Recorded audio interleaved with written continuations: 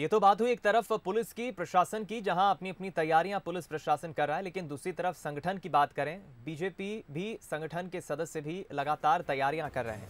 देश के गृह मंत्री अमित शाह के आगमन को लेकर रणनीति बनी है। बीजेपी प्रदेश अध्यक्ष वीडी शर्मा ने बंसल न्यूज से बातचीत करते हुए एक बड़ी जानकारी साझा की।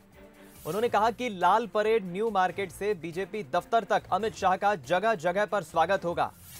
उन्होंने आगे कहा कि चाय पर चर्चा से हम 2023 का रास्ता निकालेंगे। एक एक मिनट का हिसाब रखने वाले अमित शाह 2 घंटे तक बीजेपी दफ्तर में रहेंगे। वीडी शर्मा ने बंसल न्यूज से बातचीत करते हुए ये जानकारी साझा की। भारत के गृह मंत्री अमित शाह 22 तारीख को मध्य प्रदेश पहुंच रहे हैं, लेकिन इसमें महत्वपूर्ण बात यह होगी कि अब वो लाल परेड से लेकर जब भारतीय जनता पार्टी दफ्तर पहुंचेंगे तो कई जगह स्वागत भी किया जाएगा। एक तरह से रोड शो इसको कहा जा सकता है, लेकिन दरअसल ये स्वागत ही होगा। मेरे साथ इस वक्त भारतीय जनता पार्टी के प्रदेश अध्यक्ष वीडी शर्मा जी हैं। बहुत उत्साहित हैं आप, कल भी मेरी आपसे बात हुई थी, लेकिन कुछ परिवर्तन भी हुआ कार्यक्रमों में। अब क्या कुछ और स्वागत की नई तैयारियाँ? केवल मैं उत्साहित नहीं हूँ, पूरी भारतीय जनता पार्टी उत्साहित है।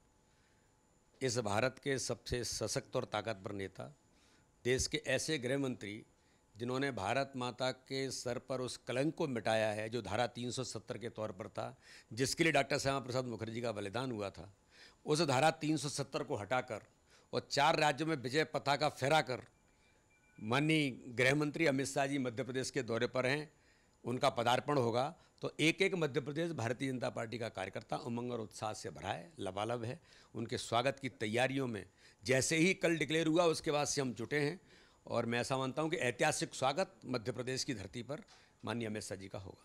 उनके साथ अनौपचारिक भेंट है, चाय पर सभी कार्यकर्ताओं के साथ मिलेंगे। सहज रूप से वो आ रहे हैं, अपने कार्यालय अपने परिवार के बीच आकर के मिलेंगे, केवल इसी उद्देश्य के लिए कि सबसे मिलना है, इस दृष्टि से आ रहे हैं। चाय पर चर्चा में 2014 में भारतीय जनता पार्टी की सरकार बन गई थी, तो क्या इस बार चाय की चर्चा जो होगी वो 23-24 की चर्चा होगी? देखिए, मैं ऐसा मानता हूं कि मध्य प्रदेश नहीं, देश के अंदर नहीं, दुनिया के अंदर राजनीतिक इतिहास में मोदी जी और अमित शाह जी ने राजनीति का एक कल्चर ही बदल दिया है। अब राजनीति में वर्क कल्चर खड़ा हो गया है और अमित शाह जी के एजेंडे में एक एक मिनट और एक एक सेकंड काम की बात होती है।